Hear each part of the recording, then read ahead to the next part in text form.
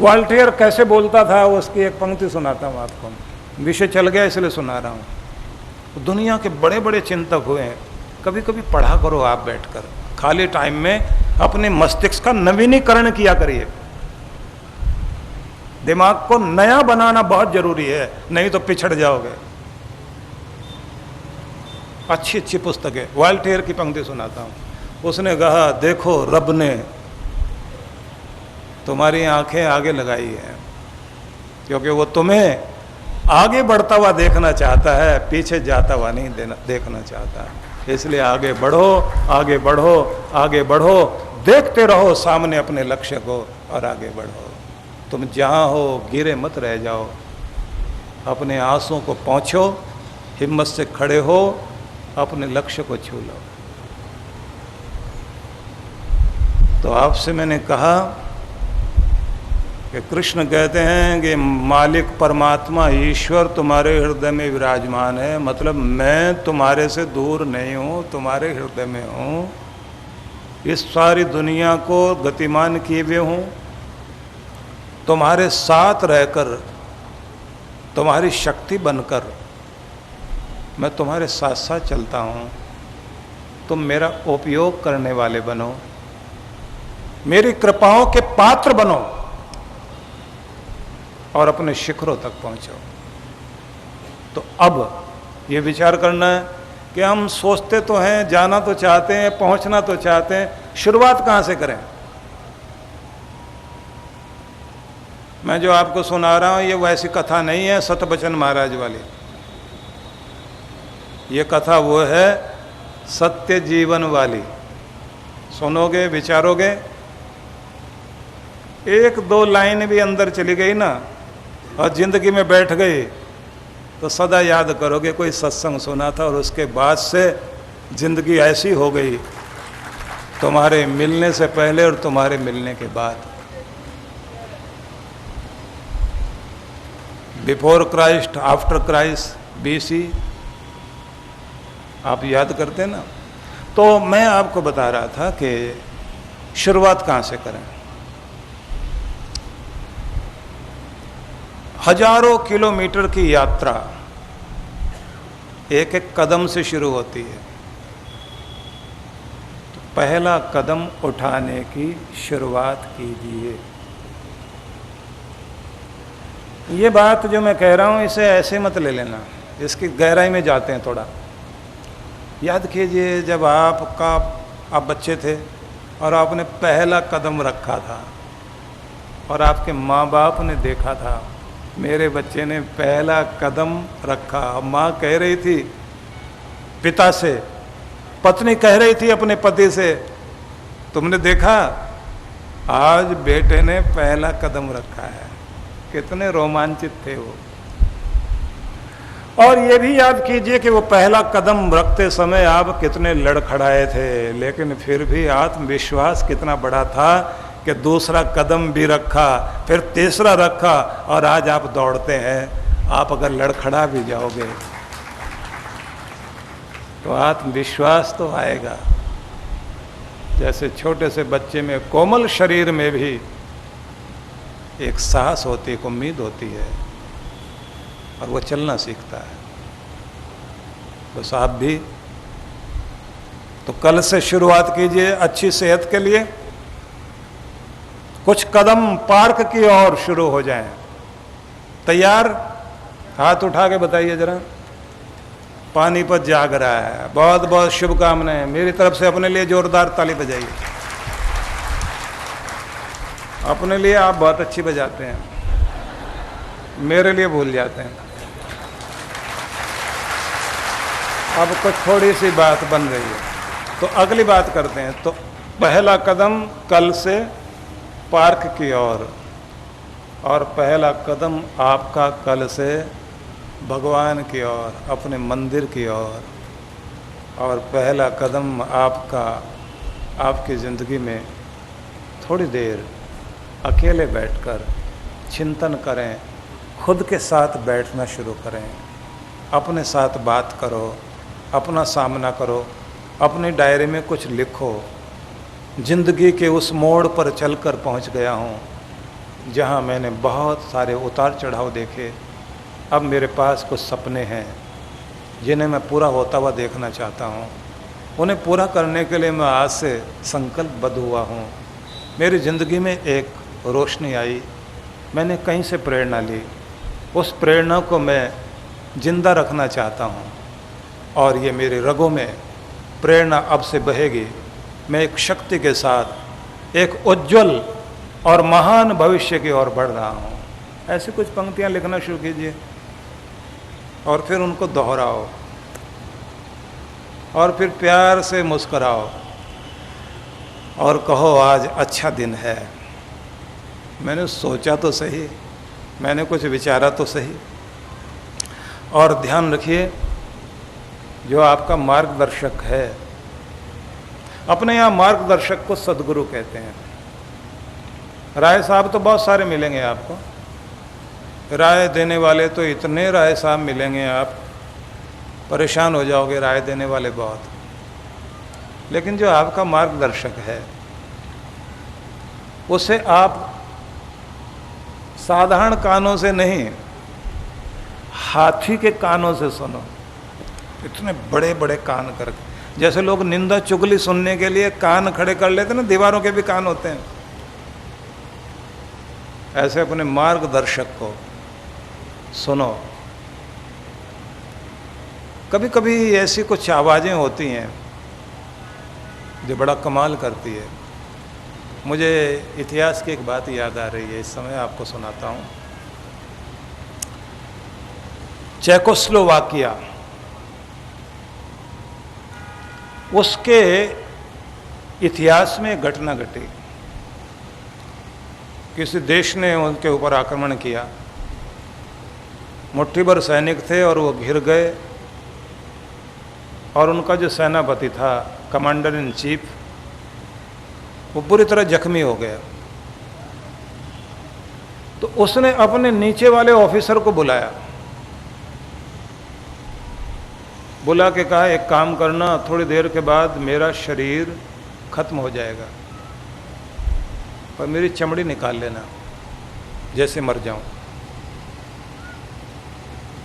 और एक ढोल बनाना उससे, और मेरे जितने भी मोर्चे पर लड़ रहे सैनिक हैं उन्हें मेरा संदेश देना कि सुनो इस आवाज को, तुम्हारा सेनापति तुम्हारे देश के लिए लड़ते लड़ते शहीद हुआ है, लेकिन उसकी आवाज़ उसकी चमड़ी से गूंज रही है, ये उसके शरीर की चमड़ी है, कह रहे हम जीतेंगे, हम जीतेंगे। सुनो उसकी आवाज़। इसे याद मत करो कि दुश्मन कितना है, इसे याद करो तुम्हारी हिम्मत कितनी है। और थोड़ी देर में ही वो लोग जीत गए। और उसके बाद उसके उस नगाड़े को, उस ढोल को ऊपर रखकर उन लोगों ने सैल्यूट किया और कहा यह आवाज़ कभी मरेगी नहीं, हमने कानों से सुनी है, दिल से सुनी है, पूरी दुनिया को सुनानी। बड़े अजीब अजीब उदाहरण दुनिया में हैं।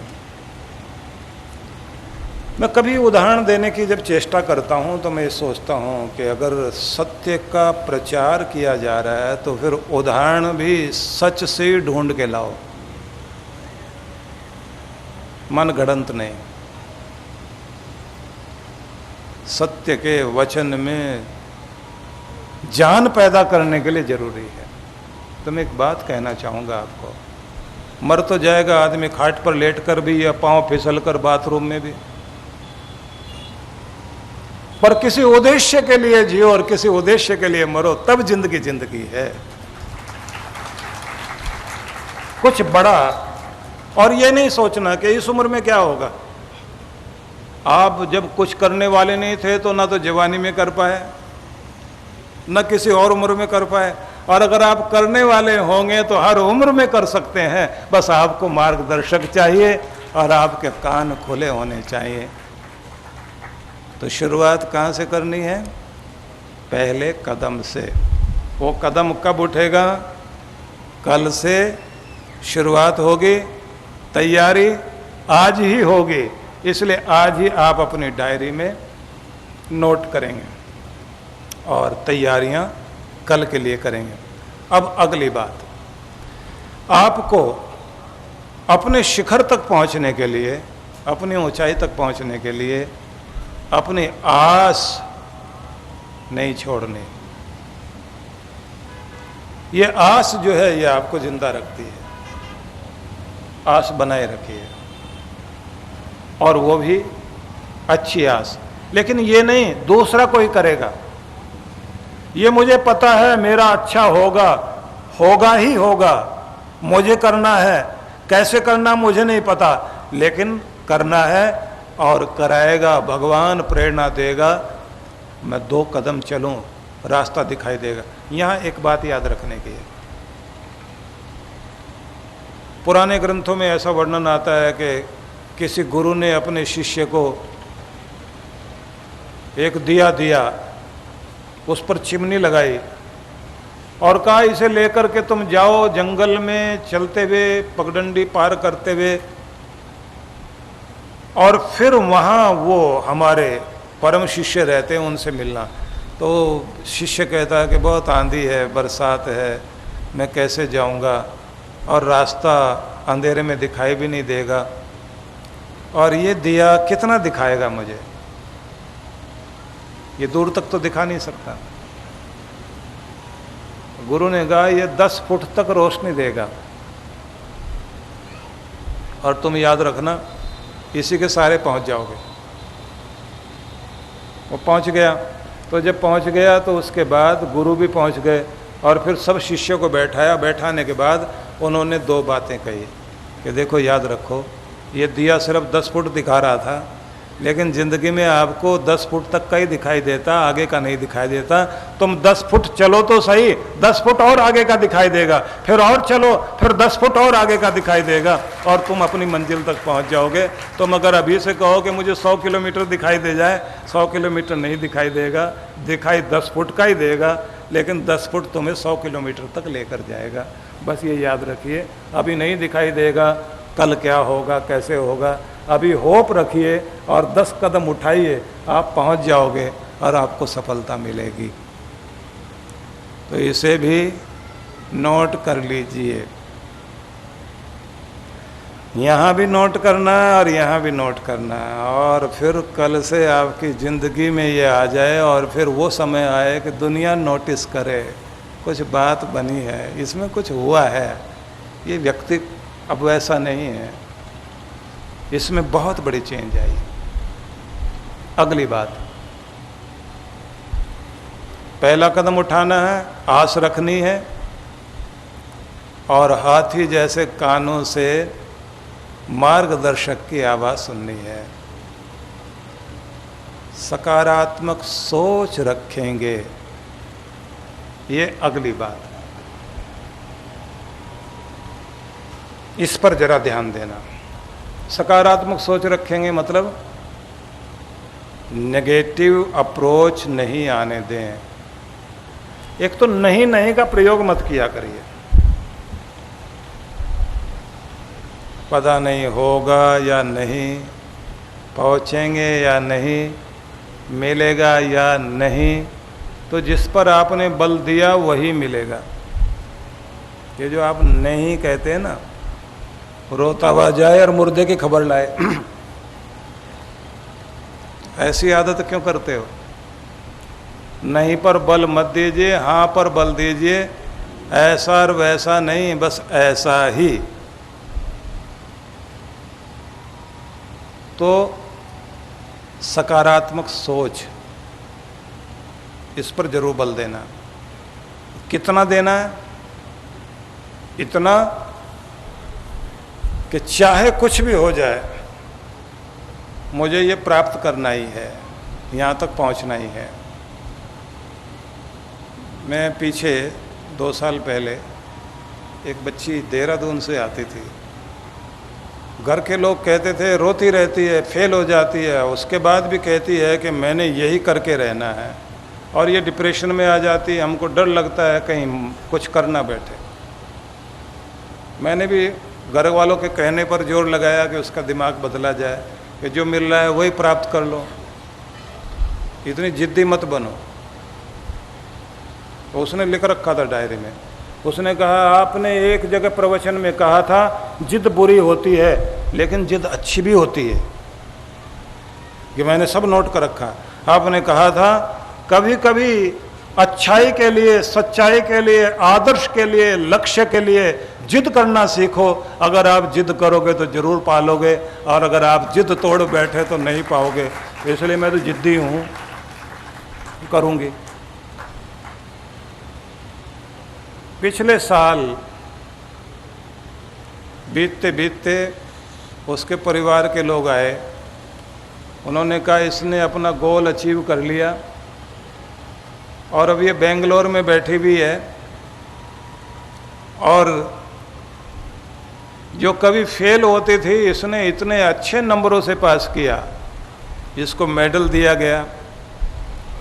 और जब इससे कहा गया कि कुछ अपने बारे में बताओ तो इसने वही पंक्तियां पढ़ी कि अच्छाई और सच्चाई के लिए जिद करना सीखो, कि मेरे गुरु ने कहा था,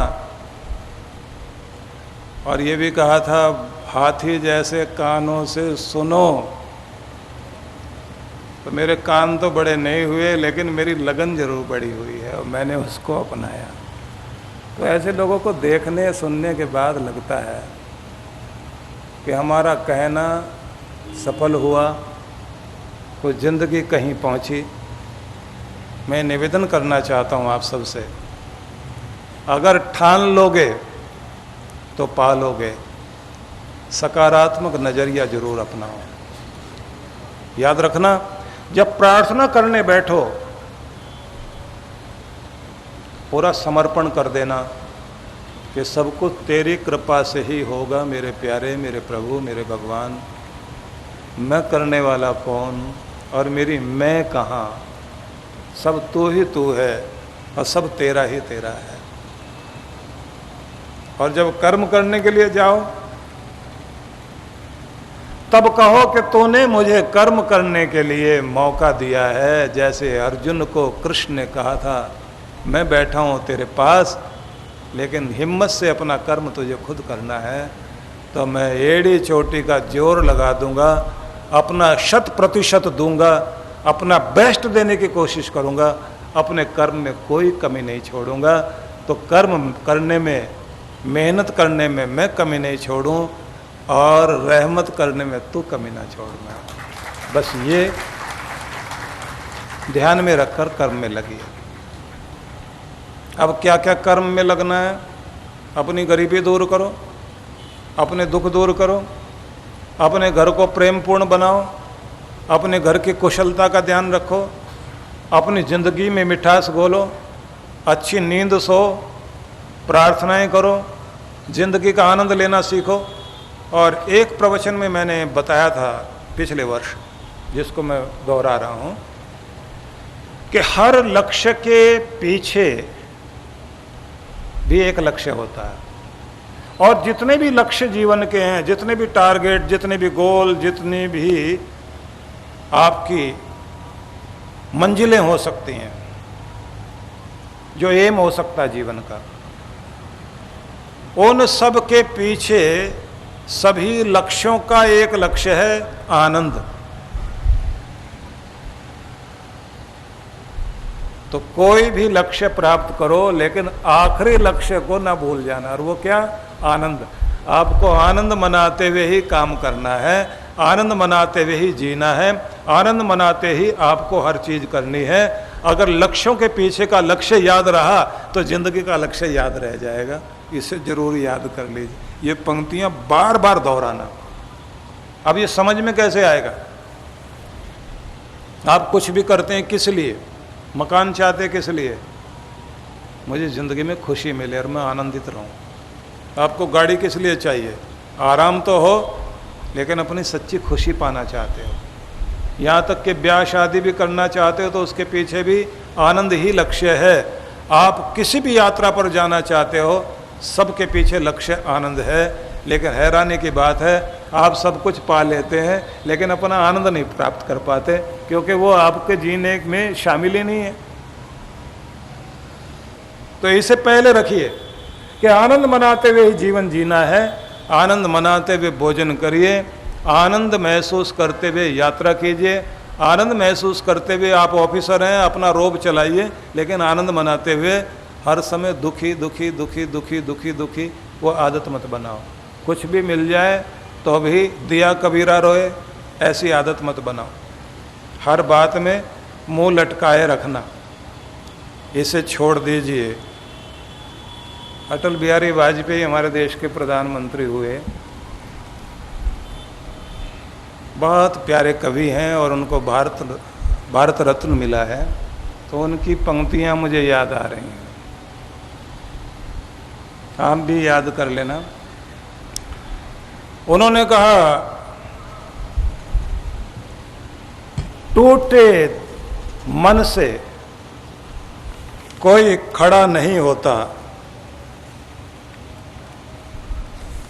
आप देखते हैं ना कि बहुत लोगों का जो मन होता है ना, वो छोटी छोटी बातों में टूट जाता है, और ऐसा टूट जाता है कि जब उनको आप समझाने की कोशिश करें तो मुंह लटकाए रखते हैं। छोटा मन, नकारात्मक मन। तो पंक्तियां आपको मैं इसलिए याद कराना चाहता हूं कि आप उसे नोट कर लें, जो भी मैं बोल रहा हूं। अटल बिहारी वाजपेयी जी की पंक्तियां कि छोटे मन से कोई बड़ा नहीं होता और टूटे मन से कोई खड़ा नहीं होता।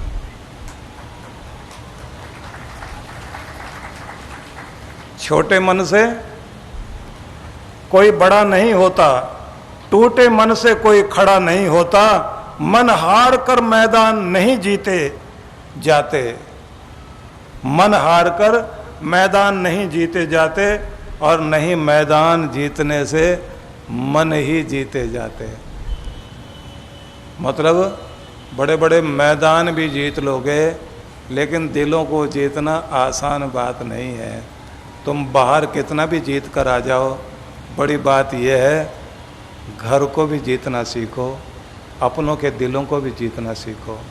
तो ये जो उनकी पंक्ति है ना कि छोटे मन से कोई बड़ा नहीं होता और टूटे मन से कोई खड़ा नहीं होता, तो इसे याद कर लीजिए कि अगर टूटा हुआ मन आप लेकर बैठोगे तो खड़ा हो पाना ज़िंदगी में आसान बात नहीं है। ये टूटा हुआ मन मत रखा करो, मन को जोड़िए, मन को मजबूत बनाइए। मन जितना आपका मजबूत बनेगा उतने ही आप मजबूत कहलाओगे। मन के हारे हार, मन के जीते जीत, ऐसे तो आप लोगों ने कितनी बार सुना हुआ है ना। लेकिन मैं जो आपको कहना चाहता हूँ कि सब कुछ आपके मन पर स्थिर है।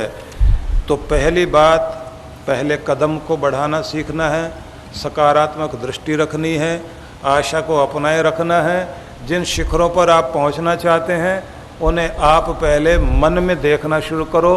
मन से देख करके, कल्पना से ही अपने आप को ऊंचा उठा हुआ देखो। कल से आपकी यात्रा शुरू होगी पार्क की, मंदिर की, आत्मचिंतन की, और अपने मस्तिष्क को नवीनीकरण करने के लिए कोई ग्रंथ की कुछ न कुछ पंक्तियां जरूर पढ़ लिया करें, जिससे आपका मन, मस्तिष्क नया हो सके। पिछले से पिछले वर्ष में 9 वर्ष का जब शुभारंभ हुआ था, उस समय मैंने ये कहा था कि नए कपड़े पहनने से, नई गाड़ी में बैठने से, नए मकान में चले जाने से आप नए नहीं हो जाओगे। नया दिन मना लेने से भी नए नहीं हो जाओगे, नया साल मनाने से भी नए नहीं बन जाओगे। जब तक आपका मन और मस्तिष्क और आपके विचार नए नहीं होंगे, तब तक आप नए नहीं हो सकते। आपको अपने मन को, मस्तिष्क को, विचारों को नया बनाना होगा, और अपने मस्तिष्क के नवीनीकरण करने के लिए आपको नए विचारों को मस्तिष्क में लाना होगा। तो वही मैंने फिर दोहराया। हालांकि वहाँ तो पूरा पूरा इसी पर था। मैंने कहा था कि देखो, झील में खिलते हुए एक कमल को जो पूरी झील की शोभा बन जाता है, वो बहुत सारे कमलों की प्रतीक्षा नहीं करता। तुम अकेले भी बहुत हो, लेकिन जहां हो वहां की शोभा बनने की कोशिश करो। ये देखो, हर दिन को दिन वही होता है हर रोज, लेकिन फिर भी हर रोज नया होता है। आप भी वही हैं हर रोज, लेकिन हर दिन नया होने की कोशिश करो। ताजे बनो, ताजे अपने विचारों से बनोगे, अपनी सोच से बनोगे। इसलिए ताजगी वाली मुस्कुराहट चाहिए आपको। आपके पास कृपा आएगी, लेकिन मुस्कान को स्थान जरूर देना। ये सब मैंने कहा था, और मैं आपको एक बात सुनाना चाहता हूँ, क्योंकि ये अच्छी लगेगी आपको। आज ही मुझे कहीं से मिली वो पंक्ति, तो मैं आपको ताजी ताजी दे रहा हूँ, क्योंकि ऐसी बात चली है तो ध्यान आया कि मुस्कुराहट बनाए रखो तो दुनिया साथ है। मुस्कुराहट बनाए रखो तो दुनिया साथ है। यहाँ आंसुओं को भी आंखों में पनाह नहीं मिलती। आंखें भी कहती हैं मेरे पास मत रह, निकल बाहर। तो कितनी प्यारी पंक्तियां हैं। मुस्कुराहट बनाए रखो तो दुनिया साथ है, रोने से दुनिया साथ नहीं है। मुस्कुराहट बनाए रखो तो दुनिया साथ है। यहाँ आंसुओं को भी आंखों में पनाह नहीं मिलती। सारा जहां उसी का है जो मुस्कुराना जानता है। सारा जहां उसी का है जो मुस्कुराना जानता है। रोशनी उसी की है जो शम्मा जलाना जानता है। हर मजहब में मिलेगा उसी रब का नूर, मगर रब उसी का है जो सर झुकाना जानता है।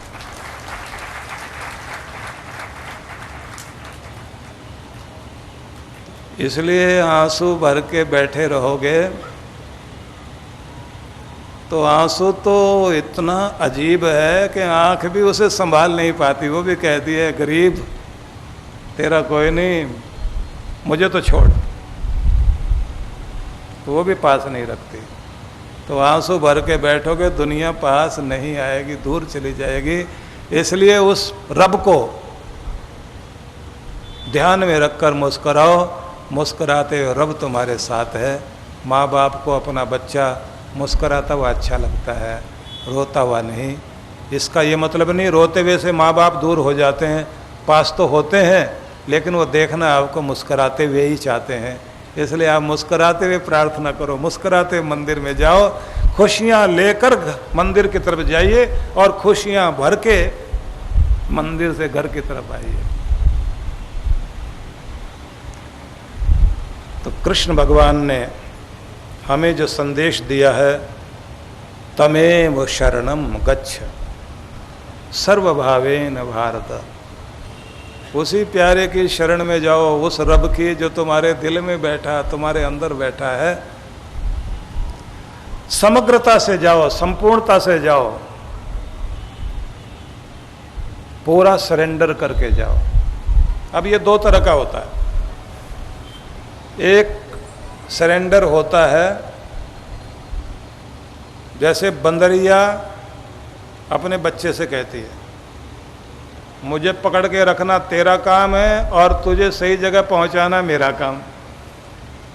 तो बंदरिया का बच्चा बंदरिया को इतने जोर से पकड़ लेता है, बंदरिया उछलती कूदती हुई एक डाल से दूसरी डाल पर, और जहाँ उसे बैठाना फिर वहाँ बैठा देती है। तो एक सरेंडर तो वो है, इतने जोर से पकड़ो अपने रब को कि वो छूटे नहीं, चाहे कैसा भी डर दिखाई देता हो, कैसी भी स्थिति दिखाई देती हो, आप पकड़े रखो, वो आपको सही जगह पहुंचा देगा। इतना मजबूत बन जाओ। एक तो तरीका ये है, और दूसरा है बिल्ली के बच्चे वाला। बिल्ली का बच्चा माँ के सामने ऐसा लेट जाता है, जब वो उसे उठाती है ना, मुंह से पकड़ती है, लटक जाता है एकदम ऐसे, जैसे प्राणहीन हो गया। और बिल्ली दांतों से पकड़ के बच्चे को उछल कूद करती हुई लेके जाती है, और बच्चे को कोई पूरे दांतों से पकड़ती है। कमाल है, जिस दांत से वो चूहे को पकड़ती है उसी से अपने बच्चे को पकड़ती है। पर ममता में जब प्रेम में दांत बच्चे को छूते हैं तो प्यार बरसता है, और जब चूहे को पकड़ती है तो फिर बात अलग। लेकिन बच्चा ऐसे लटका रहता है, और बंदरिया का बच्चा जकड़े रहता है। तो या तो इतना ऐसे छोड़ दो, जो तो करे जैसे रखे, जिस तरह से रखे, राजी हम उसी में जिसमें तेरी रजा है। यूं भी वाह वाह है और त्यों भी वाह वाह है, हर स्थिति में धन्यवाद करें तो कैसे भी रख। तेरे फूलों से भी प्यार, तेरे कांटों से भी प्यार, तो जो भी दे करतार, सब कुछ है हमें स्वीकार, वो दुनिया के पालनहार। तो या तो ये, या फिर ऐसे पकड़ो।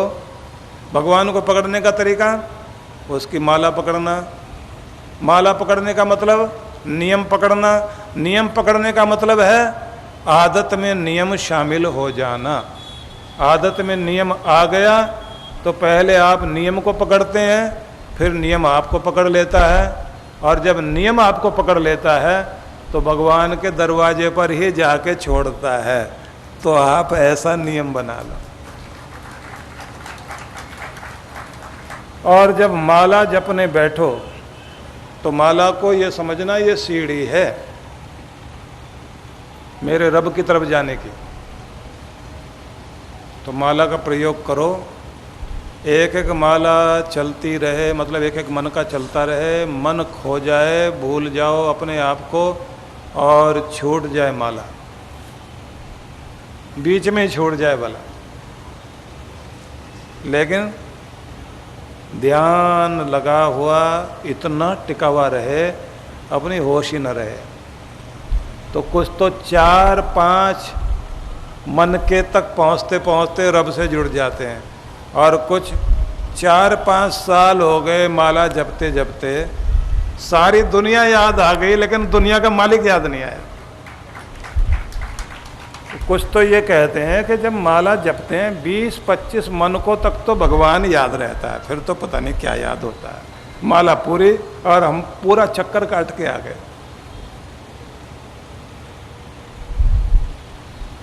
तो जाप करते करते खो जाओ, प्रैक्टिस से होगा। हाथ में माला हो, देखिए पहले तो नियम ये है, माला जब आप लेते हो ना तो माला के जो सुमेरु होता है, मोटा मन का होता है ना, उस पर थोड़ा पानी डालो और हाथ में ऐसे लेकर बायां हाथ नीचे लगाए रखना, दाएं हाथ में ऐसे पकड़ के माथे से लगाना ऐसे, फिर दाईं आँख में, फिर बाईं आँख में, फिर अपनी गोमुखी में माला को रखकर बीच की 2 उंगलियों में पकड़ना। इस माला के माध्यम से तेरे नाम का सहारा लेकर मैं तेरी राह में चल रहा हूँ, तेरी ओर आ रहा हूँ। तेरा प्रेम, तेरी भक्ति मुझे खींच रही है तेरी ओर, तेरे द्वार की ओर, तेरे दर की ओर मैं आ रहा हूँ। कदम दर कदम हर मनके के साथ मैं नज़दीकी अनुभव करता हूँ। तेरी ठंडी हवाएं मुझे छू रही हैं, तेरी शांति की हवाएं, तेरी किरणें मुझ पर बरस रही हैं। मैं कृपा अनुभव कर रहा हूँ। हे मेरे रब, मेरे मालिक, मुझ पर कृपा करना, मेरा सहारा बनना। ऐसे बोलते बोलते, जाप करते करते भूलते जाओ खुद को। आप जहाँ बैठे हैं खुद का ध्यान न रहे, तू ही तू, तू ही तू, तू ही तू। और नाम जपने को ऐसे मत जपना जैसे आपने ठेका ले रखा हो, ऐसे नहीं राम राम राम राम राम राम राम राम राम, नहीं। श्री राम श्री राम श्री राम श्री राम श्री राम श्री राम, हरि ओम, हरि ओम। ओम नमो भगवते वासुदेवाय। ओम नमो भगवते वासुदेवाय। आपके नाभि केंद्र से उठते हुए शब्द हृदय, कंठ, मुख, नासिका और सहस्रार चक्र तक वाइब्रेशन अनुभव हो, शांति महसूस हो, लीन होना, तल्लीन होना, खो जाना, इसकी प्रैक्टिस करनी है। कि नाम उच्चारण हुआ तो जैसे अपने आप को तल्लीन कर दिया, लीन हो गए। जैसे नींद में जाते जाते अपने आप को ढीला छोड़ देते हैं, मन मस्तिष्क को ढीला छोड़ देते हैं, वैसी स्थिति बना लो। एक दिन सुबह सुबह ध्यान कराएंगे आपको, तो फिर आपको तरीका बताएंगे। कब है यहाँ ध्यान? 4 और 5 को। तो थोड़ा आप बैठ के देखना, नाम कैसे जपें, स्तुति कैसे करें, मन ना लगता हो तो कैसे लगाएं, और प्रार्थना कैसे करें, कैसे पुकारें। तो थोड़ा तरीका बताएंगे आपको। वैसे तो हम लोगों के कार्यक्रम होते हैं ना, तो कभी कभी आप आया करो। जैसे हिमालय की साधना हम लोग कराते हैं, तो मनाली में उससे पहले स्थान है हम लोगों का, वहाँ पर आश्रम है। एक बार वहाँ भी आना। जब भारत का पहला राजा बना ना मनु, और उन्होंने संविधान दिया, तो जहाँ बैठकर तप किया उस स्थान का नाम मनाली है। वहाँ लोग पता नहीं दूसरी दृष्टि से ही जाते हैं, घूमने फिरने के लिए, मौज मस्ती के लिए जाते हैं। लोग भूल गए मनु के कारण मनाली है। मार्कंडे ऋषि, जमदग्नि, वशिष्ठ ऋषि सब ने तप किए हैं उधर, इसलिए वशिष्ठ बात वहां पर आपको देखने को मिलेगा। उसी स्थान पर व्यास ऋषि ने तप किया, इसलिए व्यास रिवर भी वहीं से निकलती। और मां पार्वती, उन्होंने तप किया, तो जहां तप किया वहां से एक नदी निकलती, उसका नाम पार्वती नदी है। पार्वती नदी में बड़ा बर्फ का पानी पिघलता हुआ बहता है, लेकिन किनारों में अगर आप जमीन में बोर कर दें नीचे और पानी निकालें तो उबलता हुआ पानी बाहर आता है। इसलिए आप मणिकर्ण जाओगे ना, तो वहाँ तो चावल भी उबाल रहे होते हैं पानी में, उबले हुए, मतलब उबलते हुए पानी में चावल डाल दो, उबलते हुए मिलेंगे आपको। वहाँ रोटियाँ पानी में बनाते हैं वो लोग। जहाँ पार्वती माता की कर्णमणि गिरी थी, उस जगह को स्नान करते हुए मणिकर्ण कहते हैं। और राम जी का एक मंदिर है वहाँ पर, गुरुद्वारा तो है ही है। राम जी के मंदिर के अंदर जाना तो एक तरफ हैंड पंप इधर भी लगा हुआ, इधर भी लगा हुआ है। एक का पानी निकालना गर्म, एक का निकालोगे ठंडा, ये चमत्कार वही है। तो ऐसे स्थान पर कभी साधना के लिए आओ तो आपको बुलाएंगे। तो हम लोग गर्मियों में वहाँ पर कार्यक्रम करते हैं, और जब आप सुबह बैठते हैं 4-5 घंटे तक पता नहीं होता किसी को भी। इसलिए वहाँ ये अजीब चीज़ होती है कि कभी कभी तो लोग नाश्ता करना ही भूल जाते हैं, सीधा लंच ही होता है। 14 पहाड़ बर्फ़ के ढके हुए दिखाई देते हैं, बीच में व्यास नदी के तट पर बैठ के साधना करें। तो हिमालय पुकारता है ना, तो कभी कभी आ जाया करो।